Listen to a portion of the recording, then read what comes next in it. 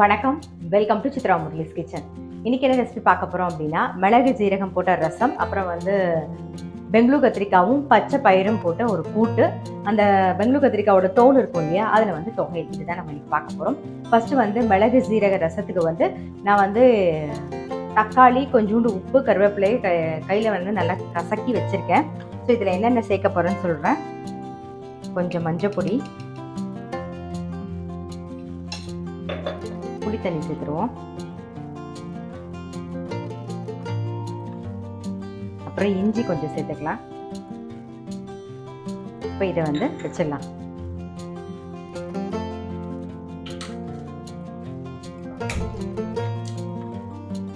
லைட்டாக ஒரு கொதி வரட்டும். அதுக்குள்ள இதுக்கு தேவையான பொடியை நம்ம பொடி பண்ணிக்கலாம். வறுக்கணுங்கிற அவசியம் கிடையாது. தோரம்பருப்பு 1 டீஸ்பூன், சீரகம் 1 டீஸ்பூன், தனியா 1 டீஸ்பூன், ஒரே ஒரு வரமிளகா, அப்புறம் மிளகு 1 டீஸ்பூன். இது அப்படியே பொடி பண்ணி வந்துடும். ரசத்துக்கு பொடி பண்ணியாச்சு, நல்லா கோர்ஸாக அரைச்சி வச்சாச்சு. இந்த பக்கம் புளி தண்ணி கொதிச்சுட்டு இருக்கு. இன்னும் கொஞ்சம் கொதிக்கட்டும். அதுக்குள்ளே அந்த சைடு நம்ம தொகையலுக்கு வதக்கிக்கலாம். ஒரே ஒரு ட்ராப் எண்ணெய் விடுறேன். கொஞ்சம் எண்ணெய் விட்டுருக்கேன், 1 ஸ்பூன் ஆயிடுத்தது. கொஞ்சமாக சின்ன பீஸ் பெருங்காயம் பொரிஞ்செடுத்து இப்போ இஞ்சி, பச்சை மிளகா, பெங்களூர் கத்திரிக்காய் தூள். காரத்துக்கு நான் பச்சை மிளகா மட்டும் சேர்க்குறேன். நீங்கள் வேணும்னா வரமிளகா, பச்சை மிளகா மிக்ஸ் பண்ணி போட்டுக்கலாம். இது கொஞ்சம் வதங்கட்டும். இதுலேயே கொஞ்சம் கருவேப்பிலை சேர்த்துக்கலாம். உளுத்தம்பருப்பு வறுக்கணும். ஸோ இதை வதக்கி எடுத்துட்டு அதுக்கப்புறமா நம்ம உளுத்தம்பருப்பு வறுத்துக்கலாம். முதலே உளுத்தம்பருப்பு வறுத்துருந்தோம்னு வச்சுக்கோங்க, அதை வறுத்ததோட இதெல்லாம் சேர்த்து போட்டுருக்கலாம். நான் வறுக்க மறந்துட்டேன், அதனால லாஸ்ட்டாக வறுத்துக்கலாம். இது கொஞ்சம் வதங்கட்டும். இது கூடவே கொஞ்சம் புளியும் சேர்த்துடுறேன்.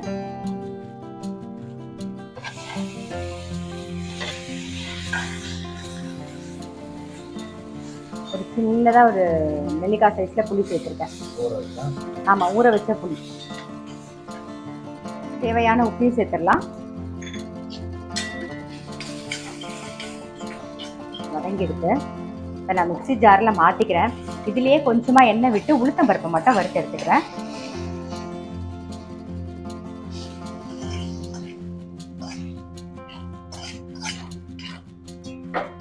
கொஞ்சமாக எண்ணெய் விட்டுக்கிறேன்.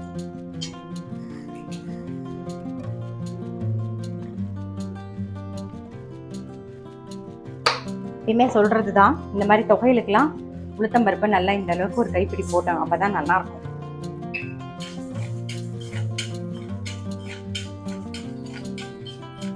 உளுத்தம்பருப்பு வறுபட்டுருக்கு. இதையும் மிக்ஸி ஜாரில் மாற்றிடலாம். கொஞ்சம் ஆறுனதுக்கு அப்புறம் தான் அரைச்சிக்கப்புறம் இது கூட கொஞ்சம் தேங்காயும் சேர்த்துருவோம். நம்ம தேங்காயும் சேர்த்துட்றேன்.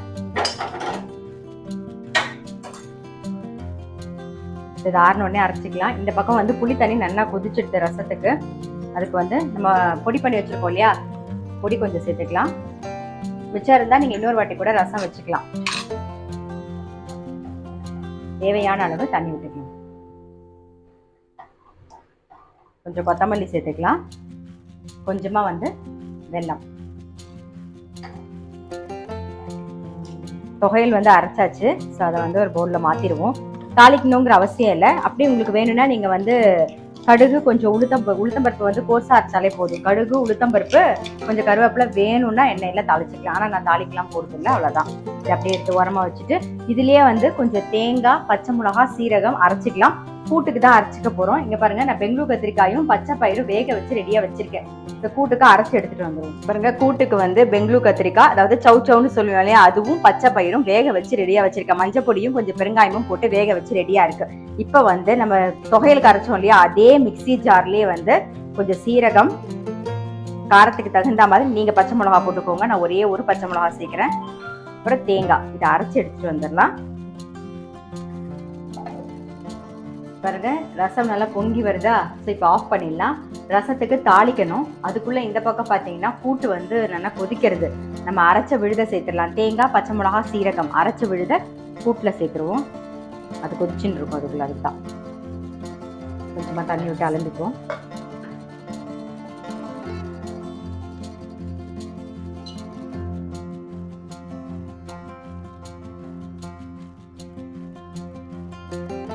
இந்த கூட்டுக்கு தகுந்த அளவு உப்பையும் சேர்த்துடலாம்.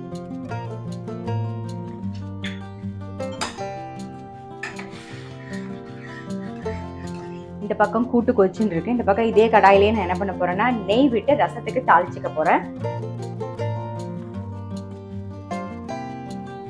ஒரு ஸ்பூன் நெய் விட்டுருக்கேன். கடுகு, சீரகம்,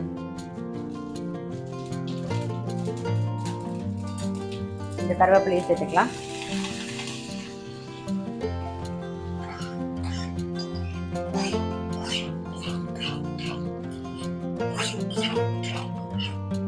ரசம் ரெடி ஆயிடுச்சு. இதுலயே வந்து இதே கடாயிலே தேங்காய் எண்ணெய் விட்டு கூட்டுக்கு வந்து தாளிச்சுக்கலாம். இதுல ஒரு ஸ்பூன் தேங்காய் எண்ணெய் விட்டுருக்கேன். எப்பயும் போல பச்சை தேங்காய் எண்ணெய் மேலாக ஒரு ஸ்பூன், அவ்வளவுதான். ரசத்துக்கு கொஞ்சம் கொத்தமல்லி சேர்த்துருவோம். இதுக்கு என்ன தாளிக்க போறேன்னா கூட்டுக்கு கடுகு, உளுத்தம்பருப்பு, சீரகம்,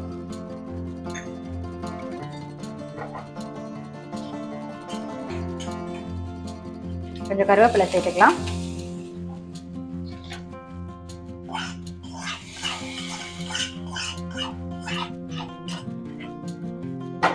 மேலாக கொத்தமல்லி, அவ்வளவுதான். ஆஃப் பண்ணிடலாம். நம்மளுடைய கூட்டும் வந்து ரெடி ஆயிடுது. அவ்வளவுதான்.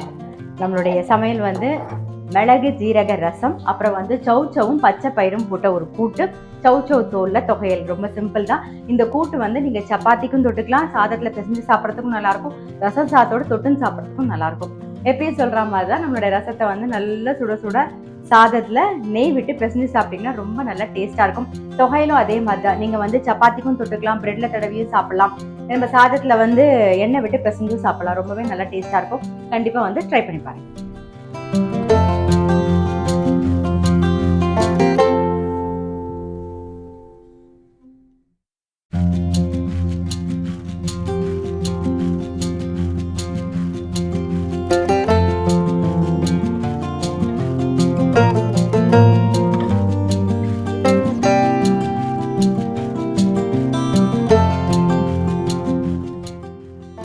வந்து இட்லிக்கு தொட்டுக்கிறதுக்கு கடப்பா தான் பண்ண போறோம். கும்பகோணம் கடப்பா தான் பண்ண போறோம். ஸோ அது எப்படி பண்றது அப்படிங்கிறத பார்த்துடலாம். நான் அதுக்கு வந்து அரைக்க வேண்டிய சாமான்லாம் எடுத்து வச்சிருக்கேன். முதல்ல வந்து அரைச்சி எடுத்துன்னு வந்துருவோம். அதுக்கப்புறமா வந்து வதக்க வேண்டியதெல்லாம் வந்து பார்க்கலாம். நான் அடுப்புல வந்து கடாயில வந்து கொஞ்சம் எண்ணெய் விட்டு வச்சிருக்கேன். அந்த காயட்டும், அதுக்குள்ள அரைக்க வேண்டியதை பார்த்துருவோம். பாருங்க, ஒரே ஒரு பெரிய சைஸ்ல ஒரே ஒரு உருளைக்கிழங்கு வேக வச்சு கட் பண்ணி வச்சிருக்கேன். அதுக்கப்புறம் இந்த பக்கம் வந்து அதுக்கு தகுந்த மாதிரி ஒரு 1/4 கப்பு தேங்காய், 2 பச்சை மிளகா, 2 பல்லு பூண்டு, ஒரே 1 டீஸ்பூன் வந்து கசகசா ஊற வச்சு வச்சிருக்கேன், அதையும் சேர்த்துக்கிறேன். அப்புறம் 1 டேபிள் ஸ்பூனுக்கு பொட்டுக்கடலை, சோம்பு வந்து தாளிக்கவும் போறோம், அதனால வந்து இதுல ஒரு 1/2 டீஸ்பூன் சோம்பு சேர்த்துக்கலாம். அதே மாதிரி ஏலக்காய் வந்து எனக்கு ரொம்ப அரைக்கிற வாசனை பிடிக்காது, அதனால தாளிக்கும் போது 1 1 போட்டுட்டு அரைக்கும் போது 1 1 சேர்த்துட்டு போறேன். இப்போ இதை அரைச்சி எடுத்துட்டு வந்துருவோம். எண்ணெய் விட்டுருக்கேன் பாருங்க கடாயில, அது காயட்டும், அதுக்குள்ளே இதை அரைச்சி எடுத்துட்டு வந்துடலாம்.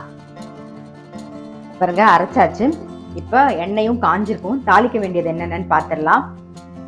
1 ஏலக்காய், 2 கிராம்பு, 1 பட்டை, ஒரே 1 பிரிஞ்சி இலை, ஒரே 1 பச்சை மிளகா, அதுக்கப்புறம் வந்து நீல வாக்குல கட் பண்ணி வச்சிருக்கேன், நீட்ட வாக்குல வெங்காயம். இது வந்து கிட்டத்தட்ட வந்து நம்ம அந்த ஸ்ட்ரூ பண்ணுவோம் இல்லையா, ஸோ அந்த மாதிரி தான் இருக்கும். பண்றது ரொம்ப ஈஸி. நம்ம வேக வச்சு வச்சுட்டோம்னு வச்சுக்கோங்களேன், டக்குன்னு பண்ணிடலாம். இதுக்கு வந்து பாசி பருப்பும் வேணும். நான் என்ன பண்ணேன், இந்த கரண்டியில 1 கரண்டி பாசி பருப்பு எடுத்து அதையும் பாருங்க நல்லா வேக வச்சு எடுத்து வச்சிருக்கேன். அதையும் இப்போ இதெல்லாம் வெந்ததெல்லாம் இருந்தா டக்குன்னு முடிச்சிடலாம். வெங்காயம் ரொம்ப கலர் மாறாம வதக்கிக்கலாம். அரைக்கும் போது 1/2 டீஸ்பூன் சோம்பு போட்டோம், தாளிக்கும் போதும் ஒரு 1/2 டீஸ்பூன் போடணும். நான் இப்போ வந்து சோம்பு சேர்த்துக்கிறேன், கொஞ்சமா ஒரு 1/2 டீஸ்பூன் சேர்த்துருக்கேன். நான் மறந்ததுனால இப்போ சேர்த்துருக்கேன். இப்போ வந்து வேக வச்ச உருளைக்கிழங்கு சேர்த்துடலாம். வெங்காயம் வதங்கி எடுத்து அதுக்கப்புறம் வேக வச்ச பருப்பு, வேக வச்ச பாசி பருப்பையும் சேர்த்துட்டேன்.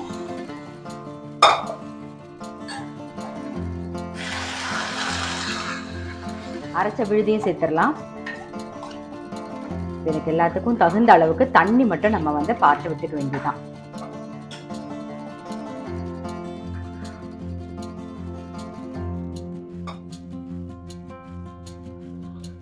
இன்னும் நம்ம உப்பு சேர்க்கல, தேவையான உப்பையும் சேர்த்துடலாம். சேர்ந்து ஒரு கொதி வரட்டும். நல்லா ஒரு கொதி வந்துடுது. நம்ம வந்து ஒரு லெமன் புழிஞ்சிடுவோம். நான் அடுப்பை ஆஃப் பண்ணிடுறேன்.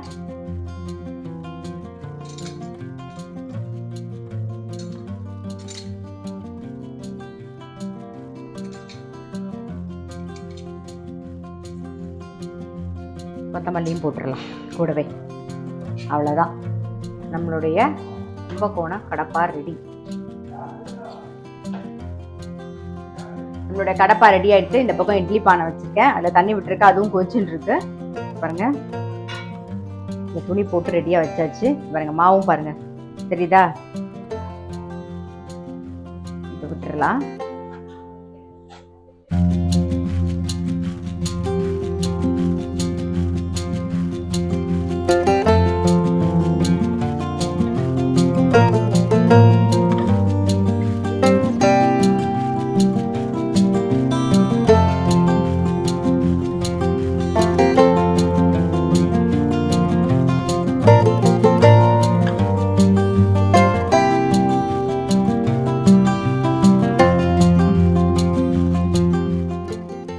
வேகிற வரைக்கும் வெயிட் பண்ணலாம். அந்த இட்லியும் ரெடி ஆயிடுச்சு, எடுத்துடலாம்.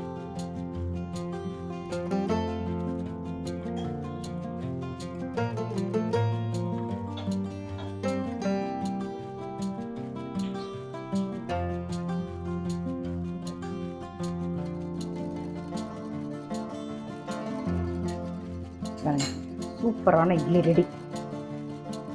சுட சுட இட்லியும் ரெடியாக இருக்குது, அந்த பக்கம் வந்து கும்பகோணம் கடப்பாவும் ரெடியாக இருக்குது. சாப்பிட வேண்டியதுதான். இன்றைக்கி ரெசிபி நீங்கள் பார்த்துருப்பீங்க, உங்கள் எல்லாருக்குமே டெஃபினட்டாக பிடிச்சிருக்கும். கண்டிப்பாக ட்ரை பண்ணி பாருங்கள். நான் அடுத்த வீடியோவில் சந்திக்கிறேன்.